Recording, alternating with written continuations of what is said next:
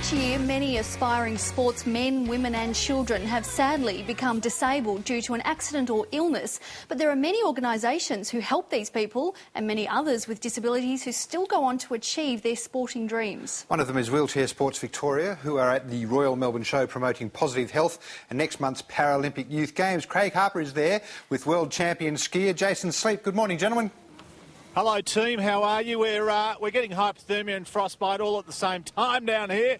Young Jason Sleep and myself are just being entertained by the kids in the background. G'day mate, how are you? Craig, how you going, mate? Thanks for the introduction of being young too, mate. Sounds good. Sorry, young man. He's got, you know, the thing I don't like, his arms are a little bit bigger than mine, which is, I didn't sign up for that, mate. Tell us a little bit about Wheelchair Sports Victoria and your role.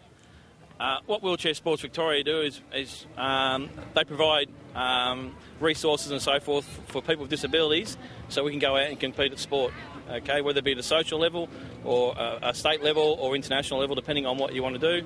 They're there to help us. They're more like a pathway for people with disability. You're at the Royal Showgrounds at the moment, Craig. What's going on behind you there with everyone having fun? Yes, we do indeed, Christy. Anyone can come down today and get involved if they want to jump in a chair and see what it's like to be in a wheelchair, and not only be in a chair but try and bounce a ball and move around at the same time. So anyone who wants to get a little bit... You know what? I thought I was relatively coordinated until Smarty Pants here showed me how uncoordinated I'm not. Now, mate, tell us a little bit about your sporting background because you're an elite athlete yourself. Yeah, that's right, mate. I'm actually a water skier, and so I spend most of my time water skiing. I'm a four-time Australian slalom champion and world champion as well. So we cover a vast range of sports. So anyone who's born with disability or you're hurt in a serious accident, we're there to help you.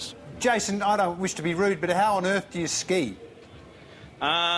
If you're familiar with water skiing, it's tournament skiing just like what they do at Moomba. But we just modify the ski, so we're actually doing sitting down. Oh, right. So it's just a cage, so you're just doing sitting down, not standing up. OK, so when you first had your accident, how did it make you feel? You were clearly a sporting guy beforehand, but did you think, well, that's the end of my sporting career? At first it was a bit hard to come over the shock of what happened to me. And once I realised that this is me, this is my new life, this is the path I've got to take, just followed down that path, and Wheelchair Sports were there to help me, and just followed the path, and this is where I am today. Because, Jason, you actually go out and talk at schools to kids about this, don't you, about, I guess this is a way of perhaps accepting a disability if it does happen in an accident or something, perhaps going on and still continue on with sports. Yeah, what we do is we have a program called Will Talk, and we go to all the schools and active after-school care, and it's all about bridging the gap between disability and normal people and just letting them know that, you know, life goes on. It's all about positive eating, all those type of things, you know, and just explain that we're the same as any normal people, just do things a tiny bit different. Yeah. That's, you know.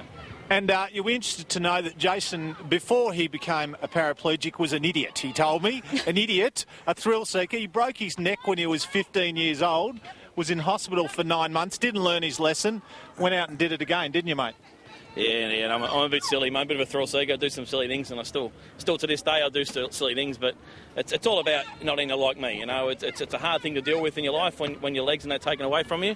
But I have to deal with it, you know. What's happened to me is that's the go, so just deal with it, you know. But we don't want to see anyone happen to anyone else, so that's really what the program's all about.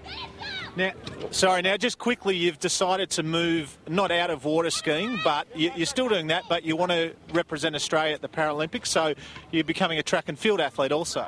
Yeah, that's right. Yeah, the body's getting a bit old. I'm still competing in water skiing at the moment, but I haven't achieved the Paralympic medal at the moment, and that's what I really want at the moment. So I'm trying with either a track chair and throwing the shot put at the moment. Hopefully that I can achieve that, and it should be good.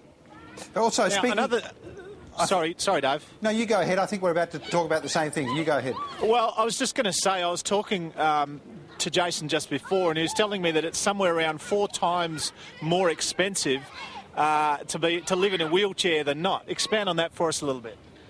Well, when you become disabled, everything it costs more to be out in normal day society. Like wheelchairs, you've got to get a new wheelchair every 4 years. You've got to have your house modified, your car's modified. Everyone's a modification. So there's an enormous cost as well. So yeah, you just got to be very careful. You don't end up in a wheelchair. It costs a lot of money too. What I was going to say was the inaugural Paralympic Games, the youth games are coming up, aren't they? What kind of sports are contested there? Mostly any type of sport that's in a Paralympic sport, from basketball, rugby to all track and field events. That's on the first week of October. Starts at MSAC, so there's swimming, there's a vast range of sports for all youth athletes. How do you play rugby in a wheelchair? It's virtually the same as basketball, but the rules are a lot different. It's mostly for quadriplegics who haven't got much hand function. And it's just there's a lot of hitting, a lot of hard hitting, and the ball actually goes in your lap. So it's very good game. When they say youth games, what are the ages? How young are the athletes? Up to under 18, I think. It's 17 or 18, I think, is the cut-off age. So yeah. Okay, so fairly young. Mate, we want to thank you for taking the time out to speak with us today, and good luck with your sporting career and the Paralympics. Thank you, Craig. Thanks, guys. Thanks very much. Thanks, Jason. Thanks. And before we go, Craig, show us a bit of action. In the wheelchair. There's not a lot to see, Dave, but I'll tell you that when I get going, there's a lot of power, and I think I have some potential. I don't want to show off. It's hard to hold this microphone and do that. Against the 10-year-old kids in the background there, Craig. Yeah, good luck. Yeah, I'm still... All right, Christy, all right. All right, mate, thanks. See you later. Thanks. See ya. All right, Marianne's waiting for us now.